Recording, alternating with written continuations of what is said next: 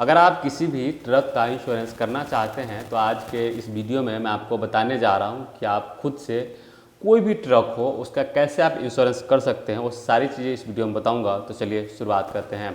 सो hi everyone, मेरा नाम विजय है और आप देख रहे हैं विजय सॉल्यूशन। तो सबसे पहले बता देते हैं कि अगर आप ट्रक का इंश्योरेंस करना चाहते हैं तो उसके लिए ज़रूरी है कि आपके पास उस गाड़ी का आरसी का फ़ोटो, इसके अलावा जिसके नाम से वो गाड़ी है उसका पैन कार्ड, उसका आधार कार्ड और एक पासपोर्ट साइज फ़ोटो, ये सारी चीज़ें आपके पास होना चाहिए। क्योंकि इंश्योरेंस करते वक्त अब आपको पैन कार्ड, आधार कार्ड का आगे पीछे दोनों का और प्लस पासपोर्ट साइज फ़ोटो, इन तीनों में से हो सके तीनों अपलोड करना पड़े, हो सके सिर्फ पैन कार्ड से काम हो जाए और हो सके कि आपको आधार कार्ड और फोटो अपलोड करना पड़े। तो अलग अलग इंश्योरेंस कंपनी है, उसका अलग अलग पैरामीटर है, उस हिसाब से आपको सारी चीज़ें मांगा जाएगा। ये तीन चीज़ होना चाहिए तभी आप इंश्योरेंस कर पाएंगे, अदरवाइज आप इंश्योरेंस अब नहीं कर पाएंगे क्योंकि नया नियम लागू हो चुका है। तो आपको ये जरूरी है। तो अगर आपके पास ये सारी चीज़ें हैं तो कैसे इंश्योरेंस करते हैं वो मैं बता देता हूँ। तो सबसे पहले कौन सी वेबसाइट पे आना है, तो इसका मैं डायरेक्ट लिंक बता दे रहा हूँ क्योंकि कई बार जो मैंने पिछला वीडियो बताया है उसमें मैंने जब सर्च करके बताया है कि कैसे आते हैं तो लोगों को काफ़ी कन्फ्यूजन हुआ है। इसलिए सबसे अच्छा बेटर ये है कि आपको क्या करना है, जैसे मान लीजिए वीडियो आप हमारा देख रहे हैं, उसके बाद जो है इस तरीके से आएगा। तो ये ऐड जो आ रहता है वो आपको यहाँ पर रहता है, तो आपको एक बार इस क्रॉस पे क्लिक कर देना है। यहाँ पे देख रहे हैं क्रॉस, तो ये ऐड हट जाएगा, या पीछे वाला बटन भी दबा देंगे तो ये ऐड हट जाएगा। और जब हट जाएगा तो आप यहाँ पे देख रहे हैं कमेंट, इस पर आपको सिंपल सा क्लिक करना है। और जैसे आप इस पर क्लिक करते हैं यह देख सकते हैं कि शुरू में ही यह लिंक दिया हुआ है, यही लिंक आपको ओपन करना है। आपको सिंपल से क्या करना है, इस पर क्लिक करेंगे तो यह वेबसाइट जो है कुछ इस तरीके से खुल करके आ जाएगा। तो आपको मैंने डायरेक्ट लिंक बता दिया है कि किस डायरेक्ट लिंक पे से आपको आना है। इस वीडियो में सिंपल सा कमेंट वाले पे क्लिक करना है, वहाँ पे एक लिंक मिलेगा, उस पर क्लिक करके आप डायरेक्ट जो है वेबसाइट पे आ जाएंगे, वहाँ से आप इंश्योरेंस कर सकते हैं। अब आपको लिंक मिल गया, मतलब वेबसाइट पे आ गए जहाँ से आपको इंश्योरेंस करना है। आपको क्या क्या डिटेल भरना है वो मैं आपको एक एक करके बता देता हूँ। उसके लिए आपको क्या करना है, सबसे पहले यहाँ पे नाम देना है, जो भी नाम होगा, मतलब गाड़ी मालिक जो भी होगा उसका नाम देना है। यहाँ पे मोबाइल नंबर दे देना है, ये मोबाइल नंबर आप कोई भी दे सकते हैं जो अभी अवेलेबल होगा ऑनर के पास, वो आपको यहाँ पे दे देना है। उसके बाद यहाँ पे देख रहे हैं व्यू कोड्स, आपको सिंपल सा इस पर क्लिक करना है। जैसे आप इस पर क्लिक करते हैं या कुछ इस तरीके से खुलता है, तो आपको क्या करना है, यहाँ पे ट्रक चुनना है। यहाँ पे देख रहे हैं यह ट्रक है, तो आपको ट्रक जो है यह वाला चुन लेना है। जब आप ये चुनेंगे तो यहाँ पे आपको इस तरीके से कंपनी खुल करके आ जाएगा कि कौन सी कंपनी का गाड़ी है। अब आपकी ट्रक है तो अशोक लेलैंड का होता है, टाटा का होता है, बहुत सारी कंपनी है जो ट्रक बनाती है, तो उन कंपनी को आपको यहाँ पे चुनना होगा। यह आपके आरसी पे लिखा हुआ होता है। चलिए मैं एक आरसी ले लेता हूँ ट्रक का, ताकि आपको सारी चीज़ें उससे समझा सकूँ। अब आप यहाँ पे देख सकते हैं कि यह आरसी है जो हमने लिया है। इस आरसी में देखेंगे तो यहाँ पे लिखा हुआ है MFGY जो है टाटा मोटर्स है, मतलब कि यह टाटा की गाड़ी है। तो यहाँ पे सिंपल सा मैं टाटा महिंद्रा चुन ले रहा हूँ। उसके बाद जो है यहाँ पे मॉडल कहा जा रहा है, देख सकते हैं लिखा हुआ व्हीकल मॉडल। तो आपको क्या करना है, मॉडल जो है आपको यहीं पे लिखा हुआ मिल जाएगा। यहाँ पे देख सकते हैं लिखा हुआ है मेक लिखा हुआ है और LPT लिखा हुआ है यहाँ पे। अगर बड़े आरसी की बात करें, हो सके कुछ स्टेट में जो है बड़ा वाला आरसी जो होता है वो होगा। ये ट्रक का आरसी नहीं है, लेकिन मैं आपको एग्जाम्पल के रूप में बता दे रहा हूँ। तो कंपनी जो होता है वो आपको यहाँ पे इस तरीके से लिखा होता है मेकर्स नेम, तो आपको कंपनी समझ में आ जाएगा किस कंपनी की गाड़ी है और कौन सा मॉडल है, तो वो आपको यहाँ पे लिखा हुआ मिल जाता है। देख सकते हैं कि इसमें यहाँ पे लिखा हुआ है, तो यहाँ पे जो लिखा होगा वही मॉडल होगा। क्योंकि हम इस आरसी की मदद से कर रहे हैं इसलिए इसमें जो लिखा हुआ है वही चुन लेते हैं। यहाँ पे देख सकते हैं लिखा हुआ है LPT 3118 TC, यह है मॉडल। तो यहाँ पे मॉडल चुन रहा हूँ, क्या लिखा हुआ था 3118, मैं 3118 लिख देता हूँ, आ जाएगा ये ऑटोमेटिक। 3118 आ गया। अब 3118 में काफ़ी है, लेकिन हमारा LPT 3118 TC लिखा हुआ है, देख सकते हैं सेम टू सेम लिखा हुआ है। मैं यहीं पर जो है ये वाला चुन लेता हूँ। और यह चुनने के बाद आपको वेरिएंट चुनना है कि कौन सा वेरिएंट है। अब वेरिएंट इसमें काफ़ी सारे हैं। अब वेरिएंट के लिए यहाँ पे देख सकते हैं कि लिखा हुआ है GVW, तो GVW से आप मिलान कर सकते हैं। GVW देख लेते हैं इसका कितना है। आप यहाँ पे देखेंगे यह आरसी में आपको यहाँ पे इस तरीके से GVW लिखा हुआ मिल जाएगा। यहाँ पे देख सकते हैं कि यह GVW यहाँ पे लिखा हुआ है 3500 लिखा हुआ है, देख सकते हैं यहाँ पे थोड़ा सा ब्लर है। 3500 लिखा हुआ है, मैं 3500 वाला चुन लेता हूँ। यहाँ पे देख सकते हैं यह 3600 है, यह 4200 है, यह 3100 है। 3500 वाला हमें यह मिल गया, 3500 वाला यह मैं चुन सकता हूँ। ठीक है, नीचे 3550 है, 3600 है, अलग अलग है। हमें चूँकि 3500 वाला चुनना है तो इसलिए 3500 ये लिखा हुआ है, यह वाला चुन लेता हूँ। अब यहाँ पे देख सकते हैं यह रजिस्ट्रेशन ईयर लिखा हुआ है। रजिस्ट्रेशन ईयर जो है आरसी पे लिखा होता है, यहाँ पे देख सकते हैं कि यहीं पे लिखा हुआ है रजिस्ट्रेशन डेट। यहाँ पे क्या डेट दिया हुआ है 25/3/2014। तो सिंपल से आपको सिर्फ साल चुनना है शुरू में, तो यहाँ पे जो भी साल होगा वो चुन लेना है। उसके बाद जो है यहाँ पे इस तरीके से ये खुल करके आ जाएगा। तो यहाँ पे आपको स्टेट एंड आरटीओ चुनने के लिए कहा जाएगा। तो उससे बेटर ये है आप ऐसे मत चुने, आपको क्या करना है, जो आपका गाड़ी नंबर है यहाँ पे देख सकते हैं लिखा हुआ है PV23, यह जो लिखा हुआ है जो भी गाड़ी का नंबर हो सकता है। अगर दिल्ली का होगा तो DL 0102 ऐसा लिखा होगा, जो भी होगा यहाँ पे PV23 जो लिखा हुआ है शुरू का 4 अक्षर वही लिखना है। चलिए मैं यहाँ पे टाइप करता हूँ PV23, तो यहाँ पे इस तरीके से आ जाता है। तो आपको इसमें से चुनने की जरूरत नहीं पड़ेगा और परेशानी नहीं आएगा, सिंपल से आप इतना लिखेंगे आ जाएगा। उसके बाद जो है ये इस तरीके से आ जाता है। अब आपसे पूछा जाता है कि आपका पॉलिसी कब एक्सपायर हुआ है। अब जब भी एक्सपायर हुआ है वो आपको बताना है। अगर आपको नहीं पता है कि आपका पिछला इंश्योरेंस था वो कब एक्सपायर हुआ है, तो वो भी आपको यहाँ पे चुन सकते हैं। नीचे आएंगे तो यहाँ पे देख सकते हैं लिखा हुआ है don't know policy expiring date, ठीक है। तो इस तरीके से आपको लिखा हुआ मिल जाएगा। अगर पता है तो आपको चुन लेना है, आगे भी पीछे भी जा सकते हैं यहाँ से और आगे भी जा सकते हैं यहाँ से। चलिए मैं यहाँ पे क्या कर रहा हूँ 31 जुलाई मान लो उदाहरण के लिए मैं रख लेता हूँ। उसके बाद कहा जा रहा है कि क्या आपने कोई क्लेम लिया है। मतलब यह है कि अगर आपका कोई पॉलिसी चल रहा है अभी, तो अगर आपने उस पिछले इंश्योरेंस कंपनी से जो मतलब अभी चल रहा है उस कंपनी से अगर आपने कोई भी क्लेम लिया, मतलब किसी भी तरीके कोई एक्सीडेंट हुआ या कुछ हुआ और आपने क्लेम लिया है, तो आपको यस या नो में जवाब देना है। गलत जवाब नहीं देना है, नहीं तो आपको बाद में परेशानी आ सकता है। ओके, तो यहाँ पे जो भी होगा यस नो में जवाब देना है। मैं यहाँ पे नो कर दे रहा हूँ। उसके बाद यहाँ पे कहा जा रहा है व्हीकल कैरिड टाइप, ये पब्लिक है या प्राइवेट है।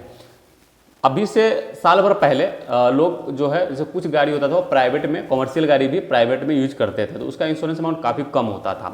अब जो है वो फैसिलिटी अवेलेबल नहीं है, अब सिर्फ पब्लिक में ही होगा। तो आपको यहाँ पे अगर पब्लिक प्राइवेट चुनेंगे तो कोई भी कंपनी नहीं दिखेगा, इसलिए ज़्यादा बेटर ये है कि ये पब्लिक आप कैरी चुने और उसके बाद जो है आपको यहाँ पे रेट देखने को मिल जाएगा। अब यहाँ पे देख सकते हैं कि एक ही कंपनी अवेलेबल आया है। कारण यह है कि इस ट्रक को अभी सिर्फ एक कंपनी इंश्योरेंस दे पा रहा है, बाकी कंपनी जो है अवेलेबल नहीं है। अगर आपके एरिया में और भी कंपनी अवेलेबल होगा तो आपको यहाँ पे काफ़ी कंपनी दिखेगा, चाहे 5, 7, 10 कंपनी जो भी होगा वो सारा दिखेगा। अभी इस ट्रक को सिर्फ एक कंपनी कर रहा है, उसका यहाँ पे लिस्ट दिया गया है। अब यहाँ पे आने के बाद आपको कुछ चीज़ें समझना है। पहली चीज़ कि आपको गाड़ी का जो इंश्योरेंस चाहिए वो कैसा चाहिए, थर्ड पार्टी चाहिए या फर्स्ट पार्टी चाहिए, कैसा चाहिए, तो वो आपको पहले डिसाइड कर लेना होगा कि किस तरह। कुछ लोग जो है सिर्फ थर्ड पार्टी इसीलिए लेते हैं कि उनको पुलिस वाला पहला फाइन नहीं मारता है, और दूसरा जो है अगर उनकी गाड़ी से किसी का नुकसान हो जाता है तो उसकी भरपाई इंश्योरेंस कंपनी कर दे। यह नियम है कि आपके पास थर्ड पार्टी कम से कम इंश्योरेंस होना चाहिए। यह भारतीय मोटर एक्ट के तहत ये नियम है और उसमें जो है आपको थर्ड पार्टी इंश्योरेंस जरूरी होगा। अगर आप चाहते हैं कि आपकी गाड़ी भी कवर हो, मान लीजिए कि आपका एक्सीडेंट होता है और आपको गाड़ी का कुछ नुकसान पहुंचता है तो आपको भी कवर मिले, आपकी गाड़ी से दूसरे को नुकसान होता है उसको भी कवर मिले, तब जो है आप फर्स्ट पार्टी की ओर जा सकते हैं, जिसको जो है कंप्रेहेंसिव कहते हैं। बहुत सारे लोग फर्स्ट पार्टी मतलब समझते हैं कि जो पहला ऑनर खरीदा वो, अब दूसरा ऑनर खरीदा तो दूसरा ऑनर हो गया, या थर्ड पार्टी जो हमने बोल दिया वो थर्ड ऑनर हो जाएगा। ऐसा नहीं होता है। वो आप जो समझ रहे हैं कि पहला ऑनर, दूसरा ऑनर, तीसरा ऑनर, वो एक अलग चीज़ होता है। इंश्योरेंस में लोग जनरली इसको फर्स्ट पार्टी कहते हैं, लेकिन इसको एक्चुअल में कंप्रेहेंसिव कहते हैं, जिसमें आपका गाड़ी जो है कवर हो जाता है और थर्ड पार्टी में आपका गाड़ी कवर नहीं होता है। तो चलिए अब ये चीज़ समझ गए। अब यहाँ पे आपको और भी चीज़ें मैं समझा रहा हूँ एक एक करके, तो आप थोड़ा सा यहाँ पे टाइम दें ताकि मैं आपको अच्छे से समझा पाऊँ। यहाँ पे देख सकते हैं कि करंट एनसीवी जो है 50% दिया हुआ है, क्योंकि मैं यह 2014 की गाड़ी है और मैंने पिछला इंश्योरेंस जो है जिस तरीके से सेलेक्ट किया है उस तरीके से ये ऑटोमेटिक कैलकुलेट कर लिया है। अब आपको यहाँ पे चुनना है कि आपका एनसीवी पिछला कितना है। जब पिछला वाला इंश्योरेंस पे आप देखेंगे तो आपका एनसीवी जो है वो आपको लिखा हुआ मिल जाएगा। अब मान लीजिए इस पर 20% लिखा हुआ तो आपको यहाँ पे 20 सिलेक्ट करना है। जब आप 20 सिलेक्ट करेंगे तो ऑटोमेटिक 25 का आपको मिलेगा। ओके, तो इस तरीके से करवा लो। जो 20 मैं करता हूँ, देखिए अभी 20 करूँगा और अपडेट करूँगा।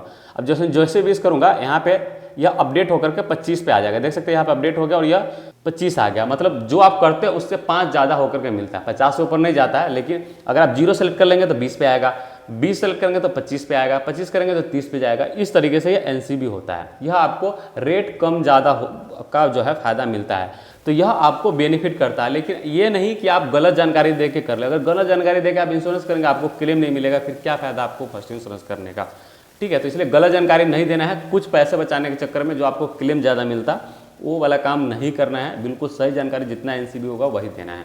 अब चलिए मान लीजिए कि मैंने यहाँ पे मेरा 50% है, मैं 50% कर देता हूँ, लेकिन आप लोग को जितना होगा वो एनसीबी यहाँ पे देना है। तो ये आपका रेट में बहुत अंतर पड़ेगा, लेकिन ध्यान रखना है, बिल्कुल सही जानकारी देना है जितना एनसीबी पिछला होगा।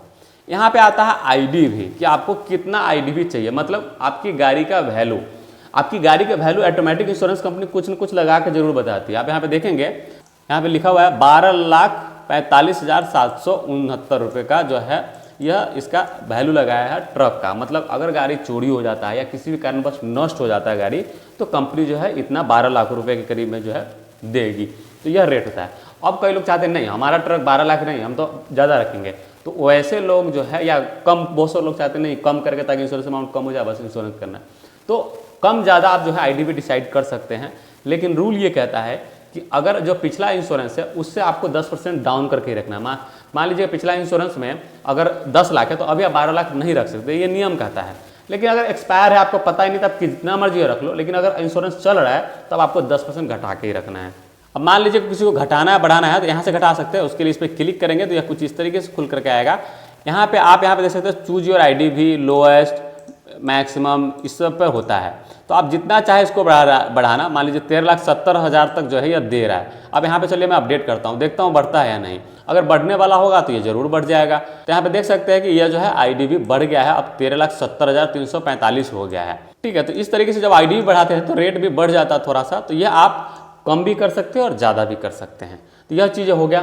अब इन ऊपर वाले चीज़ों को समझा दिया। अब बहुत सारे लोग जो है, जो ट्रक ऑनर होते हैं, जो गाड़ी मालिक होता है, वो खुद गाड़ी चलाता है। अगर वो खुद चलाता है तो मात्र 350 से 400 के बीच में कुछ पैसा लगता है, और आपको जो है जो ऑनर होता है गाड़ी का, उसका इंश्योरेंस 15 लाख का हो जाता है। अगर कोई चीज़ होता है तो उनका 15 लाख का इंश्योरेंस हो जाता है मात्र 350-400 में। तो मैं तो कहूँगा कि जरूर लेना चाहिए, लेकिन अगर आप नहीं लेना चाहते तो कोई दिक्कत नहीं है, लेकिन आप जरूर ले, ताकि आपको 350 में अगर 15 लाख का इंश्योरेंस मिल रहा है तो क्यों नहीं ले, जरूर लेना चाहिए। वो कैसे आप ऐड करेंगे वो मैं बताता हूँ। उसके लिए आपको यहाँ पे ये देख रहे हैं, नीचे में देखेंगे तो यहाँ पे एक ऐड ऑन का ऑप्शन दिया हुआ है। आपको सिंपल सा इस पर क्लिक करना है। जैसे आप इस पर क्लिक करेंगे तो यहाँ पे इस तरीके से आ जाता है PA cover for owner driver. जब आप इस पर टिक कर लेंगे तो यह सिलेक्ट हो जाएगा, और आपको सिंपल सा नीचे देख रहे हैं सबमिट, आपको इस पर सबमिट पे क्लिक कर देना है। जब आप सबमिट पे क्लिक करेंगे तो यहाँ पे देख सकते हैं कि PA cover for owner driver add हो गया है, और ये सही का निशान है, मतलब यह इसमें ऐड हो गया है। तो इससे क्या होगा कि जो गाड़ी मालिक होगा उसका इंश्योरेंस जो है 15 लाख का हो गया। ठीक है, इसी तरीके से और भी चीज़ होता है, जैसे कुछ लोग ड्राइवर रखते हैं, कुछ लोग जो है बम्पर टू बम्पर गाड़ी इंश्योरेंस चाहते हैं, तो उसके लिए 0 डेप्थ आता है। तो वो सब भी आप यहीं से ऐड करेंगे। इस पर ऐड ऑन पे क्लिक करेंगे, यहाँ पे आपको देख सकते हैं 0 वाला यहाँ पे ऑप्शन मिल जाता है। आपको सिंपल से टिक करना है और सबमिट करना है। अगर यह अवेलेबल होगा तो यहाँ मिलेगा, अगर नहीं होगा तो यहाँ पे देख सकते हैं कि कुछ भी अवेलेबल नहीं है। तो यहाँ पे कोई भी कंपनी मतलब इस गाड़ी को 0 डेप्थ नहीं करना चाह रही है, तो ऐसे में आपको नहीं मिलेगा। तो आपके पास ऑप्शन सिर्फ यही बचता है कि डायरेक्ट जो है सिंपल सा आप करें, ये हटा दें, यहाँ से 0 वाले पे अनटिक कर दिया हूँ और आप सबमिट कर रहा हूँ तो अब आ जाएगा। तो इस तरीके से आपको जो है यह 0 डेप्थ नहीं मिल रहा है। अगर मिल रहा है तो ज़रूर ले, नहीं ले रहा है नहीं, अगर मिल रहा है तो आप इसको नहीं ले सकते हैं। इसी तरीके से IMT 23 होता है। अगर कोई पेड ड्राइवर रखता है तो उसके लिए यहाँ पे ले सकते हैं। यहाँ पे देख सकते हैं कि इस तरीके से लिखा हुआ है कि पेड ड्राइवर को आपको इंश्योरेंस जो है सिर्फ 1 लाख या 2 लाख का मिलता है, या आप डिसाइड कर सकते हैं। मान लीजिए 2 लाख का मैंने सेलेक्ट कर लिया तो 2 लाख का हो जाएगा, और सबमिट पे क्लिक करेंगे तो यह जो है यहाँ पे वो भी ऐड हो जाएगा। देख सकते हैं लिखा हुआ है कि PA cover for paid driver. इस तरीके से ऐड हो गया है तो आप समझ लो कि ऐड हो गया। अगर नहीं ऐड होता तो यहाँ पे क्रॉस का साइन होता है, तो आप समझ लेना कि ये यहाँ पे ऐड नहीं हो रहा, मतलब नहीं मिलेगा हमें। तो जो भी चीज़ें चाहिए आप ले सकते हैं। अगर नहीं चाहिए तो आप सबको हटा करके, जैसे मान लीजिए कि सिंपल सा मैं इन सारी चीज़ों को हटा दे रहा हूँ, नहीं चाहिए ये सब चीज़ें, और मैं इसका सबमिट पे क्लिक कर दे रहा हूँ तो वो सब हट जाएगा, और सिर्फ जो सिंपल इंश्योरेंस यहाँ पे आ जाएगा। अब यह करने के लिए आपको सिंपल सा क्या करना है, ये जो दाम लिखा हुआ है इस पर आपको क्लिक करना है। उसके बाद आपसे पूछता है कि क्या आपका पॉलिसी इसी कंपनी से, मतलब चूंकि आप ऑफकोर्स अभी आप बजाज का करने जा रहे हैं, तो अगर सेम कंपनी का होगा, मतलब पिछला इंश्योरेंस अगर बजाज का ही चला होगा तो इस साल आप बजाज का नहीं कर सकते हैं। यह नियम है कि आप सेम कंपनी में रिन्यू नहीं कर सकते हैं यहाँ पे ऑनलाइन इस तरीके से। तो आपको क्या करना है, यहाँ पे अगर होगा तो आपको ऑफकोर्स दूसरा कंपनी चुनना होगा, और यहाँ से नहीं करना है गलत जानकारी दे करके। अगर दूसरा कंपनी से है तो यहाँ पे नो सेलेक्ट कर लेना है कि नहीं हमारा बजाज एयरलाइन से नहीं है, मान लीजिए ICICI से HDFC से है, तो आप यहाँ पे चुन लो कि नो, मतलब कि नहीं हमारा बजाज एयरलाइन से, तो यह करने देगा आपको। अब यहाँ पे इस तरीके से आ गया है। अब आपको यहाँ पे सारा गाड़ी का डिटेल, ऑनर डिटेल ये सब पूछा जाएगा, वो आपको देना है। यहाँ पे ईमेल आईडी कहा जा रहा है, जो सा भी आपका ईमेल आईडी है वो आपको ईमेल आईडी यहाँ पे दे देना है। चलिए मैं abc@gmail.com ऐसे लिख दिया हूँ उदाहरण के लिए। एड्रेस कहा जा रहा है, एड्रेस जो है कम्युनिकेशन एड्रेस, यह आपके आरसी पे लिखा हुआ होता है। आरसी में देखेंगे तो यहाँ पे देख सकते हैं कि यह एड्रेस यहाँ पे लिखा हुआ है। यह जो एड्रेस है यहाँ पे इसमें आरसी में लिखा हुआ है, यही एड्रेस आपको लिखना है। और अगर बड़ा वाला आरसी होगा तो इसमें जो है यहाँ पे ही शुरू में ही ऑनर नेम के जस्ट नीचे यह लिखा होता है पूरा, तो यहाँ से देख करके एड्रेस दे सकते हैं। नियम यही कहता है कि जो आपका आरसी पे एड्रेस है वही एड्रेस आप यहाँ पे दो, तो आपके लिए ज़्यादा बेटर है। तो जो भी एड्रेस होगा वो आपको यहाँ पे लिख देना है। चलिए मैं यहाँ पे सिंपल सा जो है ऐसे कुछ भी पंजाब लिख दे रहा हूँ, लेकिन जो भी एड्रेस होगा वो कंप्लीट एड्रेस लिखना है। उसके बाद जो है ये पिन कोड उनको ऑटोमेटिक आ जाए तो बेटर है, अदरवाइज आप लिख देंगे। यह करने के बाद आपको सिंपल सा क्या करना है, आई एग्री पे क्लिक करना है और उसके बाद जो है नेक्स्ट स्टेप देख रहे हैं इस पर आपको क्लिक कर देना है। जैसे ही आप इस पर क्लिक करेंगे यह कुछ इस तरीके से आ जाएगा। अब आपको यहाँ पे गाड़ी नंबर चूंकि PB23 जो मैंने पहले लिख दिया था, अब उसका आगे का जो नंबर है वो लिखना होगा। तो आगे का जो ये आगे वाला जो नंबर है यहाँ पे देख सकते हैं ये गाड़ी नंबर है, तो यहाँ तक तो मैंने लिख दिया था। अब यहाँ पे M के बाद जो लिखा हुआ है वो आपको लिख देना है। चलिए मैं उदाहरण के लिए ले रहा हूँ, तो यहाँ पे AB लिख दे रहा हूँ और 1 2 3 4 लिख दे रहा हूँ। इस तरीके से गाड़ी नंबर होता है वो आपको यहाँ पे लिख देना है। उसके बाद जो है ध्यान रखना है, यह मैं उदाहरण दिया हूँ, आपका जो गाड़ी नंबर होगा इसके बाद वो आपको यहाँ पे लिखना है। यहाँ पे इंजन नंबर जो भी होगा वो आपको यहाँ पे लिख देना है, चाहे जो भी हो वो आपको आरसी पे लिखा हुआ होता है। तो मैं दिखाता हूँ कहाँ पे है। तो यहाँ पे देखेंगे तो इंजन नंबर जो है इसमें इस आरसी में जो है ऊपर में दिया हुआ है। हर आरसी में आपको अलग अलग जगह मिल जाएगा। तो यहाँ पे देख सकते हैं ई लिख करके जो है ई नंबर लिख करके यहाँ पे इंजन नंबर लिखा हुआ है। तो यही नंबर आपको देना होता है। अगर आपके पास बड़ा वाला आरसी होगा इस तरीके का तो इसमें जो है आपको यहीं पे लिखा हुआ मिल जाएगा। देख सकते हैं यहाँ पे लिखा हुआ है इंजन नंबर और इसके जस्ट नंबर कुछ नंबर लिखा हुआ है। तो यह वाला जो नंबर होता है यह वाला, यह आपको सिंपल सा सिर्फ इतना ही लिखना है। ठीक है, तो मैं ऐसे उदाहरण दे रहा हूँ इसलिए कुछ भी लिख दिया हूँ। इसके बाद जो है चेसिस नंबर कहा जा रहा है।